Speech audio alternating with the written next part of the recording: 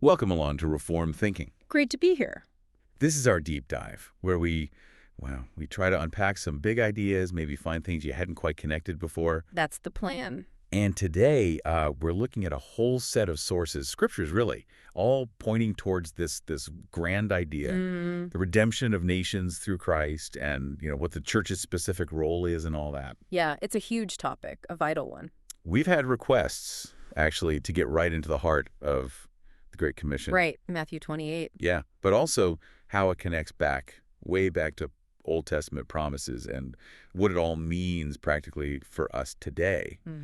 So our goal, our mission for this deep dive is to sort of pull out the core message, the theological bedrock of it all. And make it clear, hopefully. Yeah, make the practical side clear too. That's right.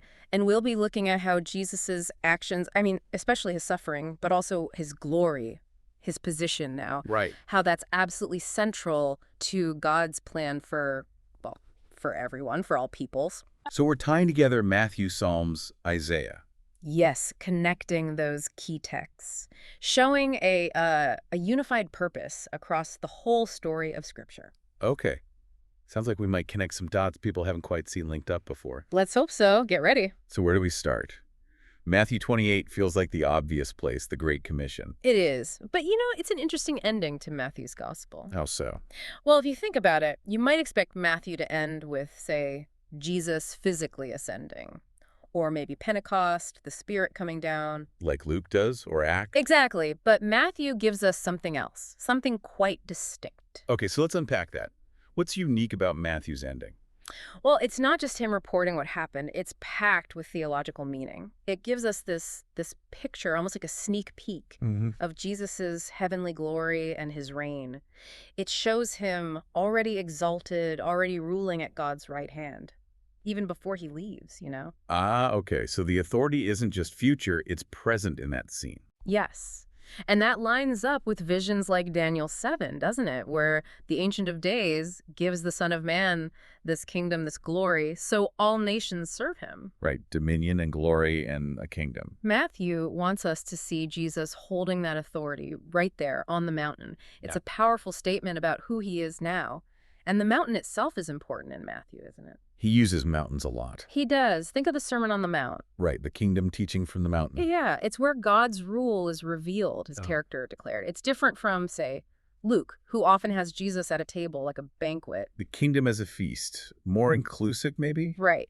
But Matthew uses the mountain to picture, perhaps, the structure, the authority of the kingdom. Okay. So Matthew 28, on this mountain in Galilee, it kind of echoes Revelation 14, maybe. The Lamb on Mount Zion with all his redeemed people. A picture of triumph and gathering. Exactly. It's a visual symbol. Mountains in Scripture often mean divine encounter, God's presence, his rule. Sinai, the Transfiguration Mountain. Matthew uses that imagery to show that this commission comes from a place of ultimate divine authority. And this final scene, it connects straight back to all those Old Testament hopes about Mount Zion. Zion being central to Israel's hopes. Absolutely. Hopes for salvation, for God's rule over the whole earth through the Messiah, the gathering of Israel and the nations. All peoples coming together? Yes, and eternal life, justice, peace, all anchored in Zion, God's dwelling place, the center of his government. Okay. And Matthew 28 is basically saying, look, these Zion hopes, they're starting to happen right now through Jesus, through his church. Wow. So it gives the Great Commission this huge historical sweep. It does. It's not just a pass given in isolation. It's rooted in God's age-old promises. Okay, so if I'm getting this, the commission isn't just Jesus telling them what to do. It flows directly out of who he is now, his glory, his authority, his position. Yes. So seeing that, seeing his majesty, that's what really fuels the mission, more than just duty. I think that's perfectly put. What the church needs, always needs, perhaps above all else, is a fresh sight, a spirit-given vision of Jesus Christ, his glory, his splendor. Seeing him as he is. When we truly grasp his position, his reign, his beauty, well, the desire to be part of what he's doing, this mission, it just flows naturally, doesn't it? It moves from just obeying an order to joining in with God's own work, an invitation, really. Okay, that focus on his reigning glory, his position, That leads us neatly into this idea you mentioned. The enthroned Messiah inheriting the nations. Yes, and then commissioning the church to, well, claim them for him. Mhm. To really get that idea of inheritance that the nations belong to Jesus, we need to look at Psalm 2, you said. Yeah, Psalm 2 is foundational here. You could almost call it a kind of prologue for the whole Psalter, in a way. Really? How so? It sort of summarizes the theology of the Messiah's kingdom, his reign. Hmm. It points to his coronation, his rule from Zion. It just sets the stage. And the New Testament picks it up a lot, right? Oh, definitely. It's quoted again and again. Crucial for understanding who Jesus is and what he came to do. So Psalm 2 paints this picture, doesn't it? The nations are raging, plotting against God, against his anointed one. The whole world in rebellion. Yeah. And God's response, not panic, he laughs almost, and then he declares, "As for me, I have set my king on Zion, my holy hill." A sovereign declaration. This is my king. Exactly. His enthronement is God's answer to the world's revolt. And this king, the Messiah, he will rule. He'll subdue the peoples, and blessing comes only by submitting to him. And this connects to the promise to David. Directly. 2 Samuel 7, the promise of an eternal kingdom for David's line. Psalm 2 shows its fulfillment in this enthroned king. His reign is universal. Now, connect that back to Matthew 28. Jesus says, "All authority in heaven and on earth has been given to me." Okay. Who gave it? Well, from Psalm 2, it has to be God the Father. Exactly. The Father gave it. Jesus isn't just claiming it. He's stating a fact established by the Father. His exaltation is the Father's work. Like Philippians 2 talks about. Precisely. God highly exalted him, gave him the name above all names. So every knee should bow. Every knee, every tongue, acknowledging Jesus Christ as Lord, all to the glory of God the Father. It's a cosmic enthronement, total authority given by the Father. So his authority isn't self-made. It's appointed. It's a gift. And that links to his identity as God's son. No. How does sonship play into his reign specifically? That's a key link. Psalm 2, verse 7. "You are my son. Today I have begotten you." Right. Now, in the original context, that reflects the Davidic covenant promise to Samuel 7:1. "I will be his father, and he shall be my son." An adoption formula, some call it. Yeah, that's a helpful way to think about it. In the ancient world, a king's enthronement often came with this declaration of divine sonship. It showed his unique relationship to the deity, his mandate to rule. So the Davidic king rules as the son of God on behalf of the Father. Yes, by office. He's God's representative, his instrument of rule, and as the Son of God, the Messiah is God's ultimate, well, vice-regent, you could say. Okay. His job is to establish God's kingdom, bring God's rule everywhere. And this office, this role, it actually links back to Adam. Adam, how so? Well, Luke's genealogy calls Adam the Son of God, right? And he was commissioned as king over the earth, ruling from Eden, the original mountain of God, you might say. The first Zion. In a sense, Yeah. Adam's job was to expand God's kingdom, rule for his father, gather creation and worship, but he failed. Right. Disobedience. So the Davidic son, Jesus, inherits that Adamic mantle. He takes up that original commission to establish God's will perfectly, where the first Adam fell short. It goes right back to the beginning. And here's the part that really ties it to the mission. From Psalm 2, verse 8, God says to the Son, "Ask of me, and I will make the nations your inheritance." The nations as a gift. From father to son. Yes, not earned by conquest, but given in love. So when Jesus says in Matthew 28, "Go make disciples of all nations," He's acting on that promise. it's like he's saying, "I asked the Father for my inheritance, the nations." He said yes. Now go gather them in. Wow. That puts the mission right inside this divine relationship. It does. It's part of this intimate exchange between Father and Son. That really does paint a cohesive picture. So the church's mission isn't just our work for God. No. It's us getting caught up in their work, the Father honoring the Son receiving the Father's gift. Yes, caught up in that divine exchange, that flow of love between Father and Son, all empowered by the Spirit. So participating in the mission means sharing in the Father loving the Son. Sharing in the Father's exaltation of the Son and the Son's desire to honor the Father. It's an incredible privilege. It makes a church on mission feel like part of the inner workings of the Trinity itself. Like a cog, maybe, in that wonderful wheelwork of divine love. Our work on earth reflects their eternal purpose. Okay, so we understand the Messiah inherits the nations. Now, how does he commission the church to actually claim them? You pointed us to Isaiah 2. Right. Isaiah 2 gives this amazing, hopeful picture of the latter days. What does it show?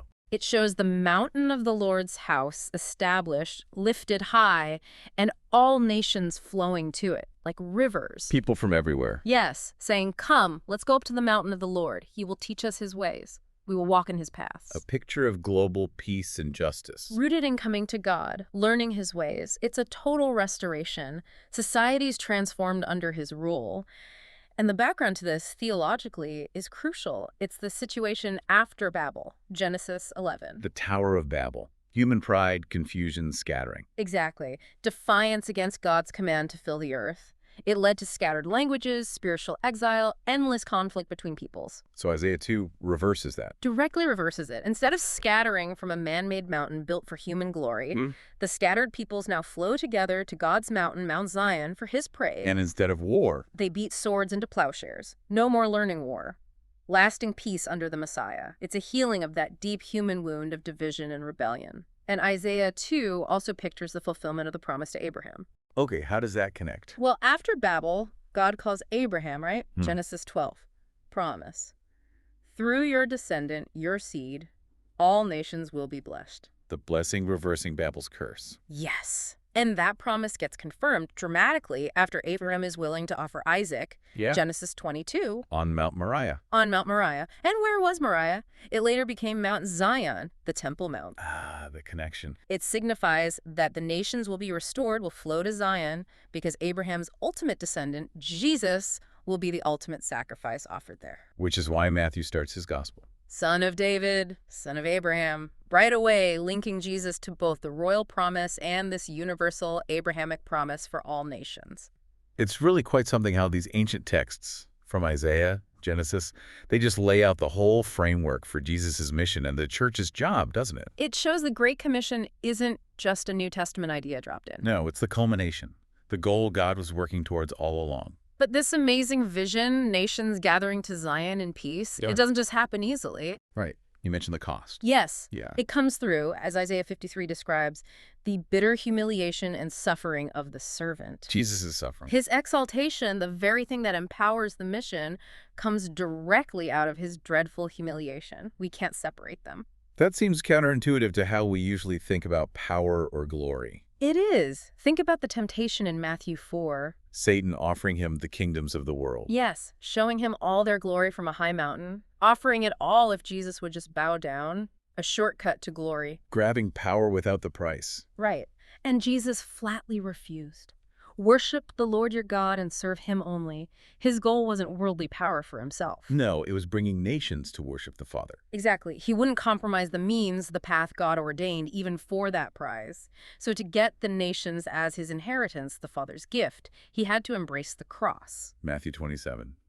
The mockery, the thorns, the crucifixion. It's agonizing to read, but Matthew shows us the king there in a paradoxical way. His beauty, his splendor, is in his willingness to endure shame, to suffer. Not to be served, but to serve. And to give his life as a ransom for many. He endured it all to free the nations from sin and death. What humility, what love. And that's why the nations are his. They were purchased by his blood. Bought with a price. His lifeblood, shed to cleanse them, make them holy. They belong to him. That's his inheritance. And that's why the Father exalted him. Because he finished that work. Because he perfectly obeyed and accomplished redemption. And that's why the church must go, to disciple these nations he bought. The mission flows directly from the cross and resurrection. It's the natural result, the spirit-driven response to his finished work. So, his suffering wasn't a detour. It was the path to his reign over everyone. That changes how you see his kingship, doesn't it? Completely. It's a kingship founded on self-giving love, not brute force. Now, how does this claiming happen practically? Isaiah 2, again, gives us a clue.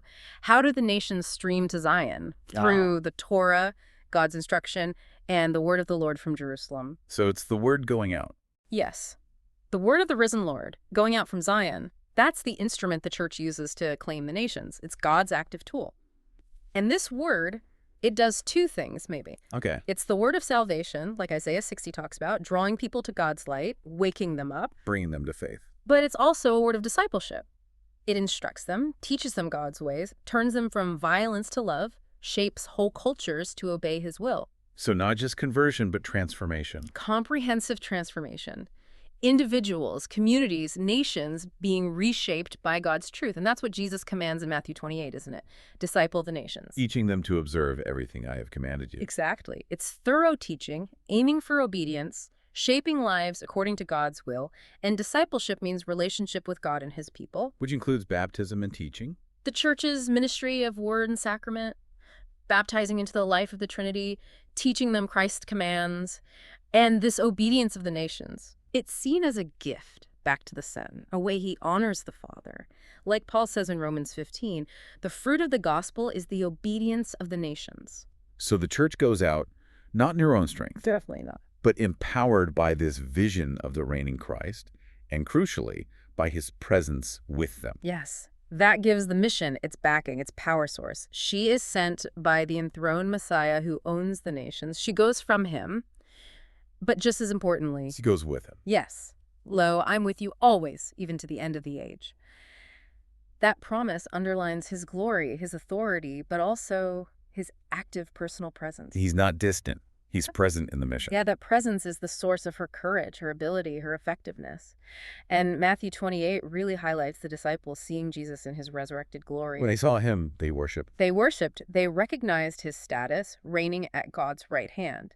Now, the text mentions some doubted or hesitated. Which feels very real. It does. It shows how staggering this new reality was. But it also suggests that whenever the church feels weak or, sluggish in mission, it's probably because we've lost sight of his glory. We've lost that vibrant sense of the beloved Son's active reign. And not going on mission. Yeah. It's almost like holding back the Father's gift from the Son. In a way, yes. It's lessening the full scope of his victory and what he deserves as king. So the ultimate goal, the big picture for the church, is gathering everyone, all creation, Every nation, tribe, tongue. into worship and loving obedience to God, leading them towards that final reality. That's it. The mission doesn't stop. It's permanent until the final trumpet sounds and Jesus returns in glory. To gather the nations fully into himself. And usher them into the new heavens and new earth, that new creation where there's no more war, sin, sorrow, sickness. Only love and joy. Just perfect love and joy in fellowship with God and his people forever. That's the hope driving the mission. That's the goal. Wow. This deep dive, it really has shown an incredible picture. Jesus' authority, his sacrifice, the amazing purpose he has for his church. It connects everything, doesn't it? Genesis right through to Revelation, with the Great Commission right at the heart of it all for us now. It's a stunning narrative and maybe a thought to leave with. Okay. If Christ's suffering and his exaltation are the very way the nations will finally come to worship him, Yeah. then how can we, just in our ordinary daily lives, how can we reflect that same sacrificial love? And reflect that hope of his coming kingdom in how we interact with people, with different cultures right around us, or even far away. That is a powerful thought to reflect on. How does that grand story shape my Tuesday morning? Something like that. Well, thank you for joining us on this deep dive. Thank